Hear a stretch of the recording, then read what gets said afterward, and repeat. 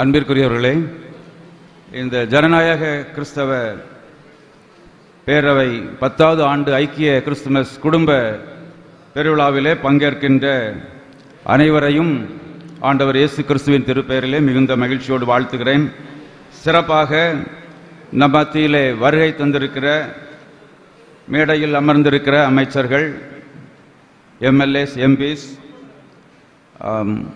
Jerome கல்லூரி முதல்வர் father John Peter, இன்னும் அநேக இறைப்பணியாளர்கள், பாஸ்டர்ஸ் அனைவரையும் எங்களுடைய அனந்தநாளர்குடி திருச்சபையின் சார்பில் வாழ்த்துகின்றோம், வரவேற்றுக் கொள்கிறோம். ஆண்டவர் அனைவரையும் ஆசீர்வதிப்பாராக. நான் அதிகமாக நேரத்தை எடுத்துக்கொள்ள விரும்பவில்லை. இந்த கூடுகை கிறிஸ்துமஸ் குடும்ப விழாவாக இருக்கின்றபடியினால் ஆண்டவர் இந்த உலகத்தில் வந்த நோக்கத்தை நாம் சொல்லாமல் இருக்கவே முடியாது. இறைவன் தமது ஒரே பேரான குமாரனை இந்த உலகத்திற்கு அனுப்பினார். காரணம் என்ன என்று சொன்னால், ஒருவரும் அழிந்து போகக்கூடாது, அனைவருமே நிலைவாழ்வு பெற வேண்டும், அனைவருமே நிலையான வாழ்விற்கு அழைத்து செல்லப்பட வேண்டும் என்பதனால் இறைவன் தமது பெரிதான அன்பை இந்த உலகத்திற்கு வெளிப்படுத்தினார். இன்று இந்த ஒரு மாபெரும் கூடுகையை ஜனநாயக கிறிஸ்தவ பேரவை நடத்தி கொண்டிருக்கிறது என்று சொன்னால், இறைவன் தமது ஒரே பேரான மைந்தனை இந்த உலகத்திற்கு அனுப்பி பாராட்டின அன்பை பகிர்ந்து கொள்கிறார்கள். இந்த ஐக்கிய பேரவையின் சிறப்புகள் ஒருவேளை பலருக்கு தெரியாமல் இருக்கலாம். இறை அன்பை வெளிப்படுத்துகிற ஒரு கூடுகை, ஒரு கூட்டம்.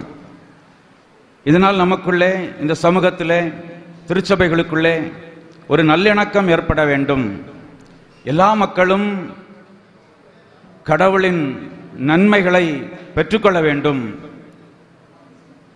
என்ற ஒரு பெரிய நோக்கத்தோடு தான் இந்த பேரவையை மிக சிறப்பாக நடத்தி கொண்டிருக்கிறார்கள். 10 ஆண்டுகள் இது நமது மாவட்டத்தில் மிக சிறப்பாக செயல்பட்டு கொண்டிருக்கிறது. சிறப்பாக கிறிஸ்தவர்களுக்கு நேரிடுகின்ற இன்னல்கள், நெருக்கடிகள் மத்தியிலே கடவுள் எவ்விதம் இந்த பேரவையை செயல்படுத்துகிறார் என்பது குறிப்பிடத்தக்கது. இன்றும் காலையிலும் பாஸ்டர் ஜோஸ் அவர்கள் பல பிரச்சனைகளை சந்தித்து தான் இங்கே வந்திருக்கிறார்கள். அப்படி அனுதினமும் நமது வாழ்க்கைகளில் பலவிதமான நெருக்கடிகளும் பிரச்சனைகளும் எழுந்து கொண்டிருக்கிறது.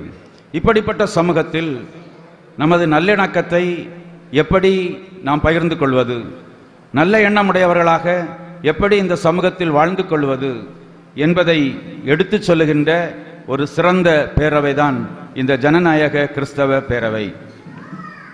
கடவுள் பாராட்டின அன்பு அத்தனை பெரியதாக இருக்கிறது. அந்த அன்பை நம்ம மட்டுமல்ல, உலகமெங்கிலும் எடுத்து சொல்ல வேண்டிய கடமையில் நாம் இருக்கிறோம்.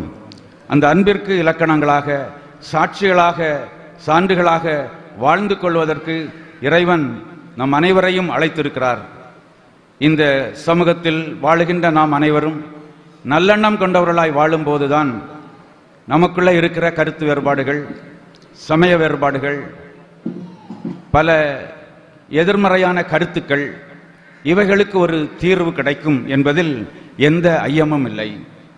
நாம் இறைவனுக்கு புகழ் சேர்க்காதபடி இந்த உலகத்தில் வைத்திருக்கிற பல கொள்கைகளுக்கு முக்கியத்துவம் கொடுத்து நமக்குள்ளேயே நாம் பிளவுகளை ஏற்படுத்துகின்ற மக்களாக இருக்கிறோம். அது இறைவன் விரும்புகின்ற ஒன்று அல்ல. இறைவன் பாராட்டிய கிருபை, அருள், இரக்கம் இவைகளுக்கு இன்று கிறிஸ்தவ சமூகம் சான்றாளர்களாக வாழ வேண்டும் என்பதுதான் இறைவன் நம்மிடம் எதிர்பார்க்கின்ற மிகப்பெரிய சிறப்பான தன்மை. ஒருமுறை ஒரு மனிதர் ஒருவர் திடீரென்று மருத்துவமனையிலிருந்து ஓடோடி வெளியே வந்தார். வெளியே வந்த மனிதர் மிக வேகமாக ஓடிக்கொண்டிருந்தார். அந்த ஓட்டத்தை யாராலும் தடுத்து நிறுத்த முடியவில்லை. அவர் சொன்ன வார்த்தை என்ன தெரியுமா? எல்லாம் எவ்வளவு அழகாக இருக்கிறது, எல்லாம் எவ்வளவு அழகாக இருக்கிறது என்று சொல்லுகிற ஒரு வார்த்தை அவருடைய வாயிலிருந்து வந்து கொண்டே இருந்ததாம். திடீரென்று ஒரு ஆட்டோ ஒன்றை நிறுத்தினார். அதில் ஏறி உட்கார்ந்து கொண்டார். எங்கே போக வேண்டும் என்று அந்த ஓட்டுநர் கேட்டார். இல்லை, நீங்கள் சென்று கொண்டே இருங்கள் என்று சொன்னார்.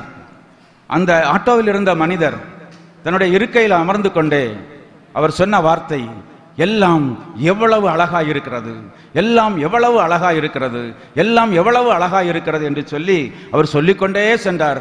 மிகுந்த மகிழ்ச்சி அவருடைய உள்ளத்தில் இருந்தது, மிகுந்த சந்தோஷம் அவருடைய உள்ளத்தில் இருந்தது. பாருங்கள், அப்பொழுது அந்த ஓட்டுநர் கேட்டார், ஐயா, பைத்தியம் பிடித்து விட்டதா, என்ன இப்படி கத்திக்கொண்டே இருக்கிறீர்களே என்று சொல்லி கேட்டார். அப்பொழுது அவர் சொன்னார், ஐயா, பைத்தியம் ஒன்றும் பிடிக்கவில்லை. 23 ஆண்டுகள் நான் ஒரு பார்வையற்றவனாக இருந்தேன். இப்பொழுது மருத்துவர் என் கண்களை திறந்திருக்கிறார். அதனால்தான் எவ்வளவு அழகா இருக்கிறதே என்று சொல்லி உலகையும் உலகத்தின் படைப்புகளையும் பார்த்து வியந்து நான் பாராட்டிக் கொண்டிருக்கிறேன் என்று சொன்னார். அன்பானவர்களே, உலக வாழ்க்கையில் நமது கண்களும் திறக்கப்பட வேண்டும். நமது கண்கள் இன்னும் பார்வை பெற வேண்டும். பார்வை பெறாத கண்கள் நிச்சயமாக இந்த பரந்த உலகில் பரந்த மனப்பான்மையோடு செயல்படவே முடியாது. அந்த அன்பைத்தான் ஆண்டவர் இந்த உலகிற்கு தந்தார். அவர் பிறந்தபோது அவருடைய சந்தோஷம் ஒரு குறிப்பிட்ட இனத்திற்கோ ஜாதிக்கோ மரபுக்கோ சொந்தமானது அல்ல, அது உலகிற்கே சொந்தமானது. அப்படிப்பட்ட அன்பை உடையவர்களாக நாம் வாழ்ந்து கொண்டிருக்கிறோம். இந்த கண்கள் திறக்கப்பட்ட போது எப்படி ஒரு மகிழ்ச்சி வந்ததோ அப்படிப்பட்ட ஒரு மகிழ்ச்சி நாம் கண்கள் திறக்கப்படும் போது நம்முடைய உள்ளங்களை நிரப்பும், நமது இல்லங்களை நிரப்பும், நமது வாழ்க்கையை நிரப்பும். இதைத்தான் இறைவன் இயேசு நமது வாழ்க்கையில் விரும்புகின்றார்.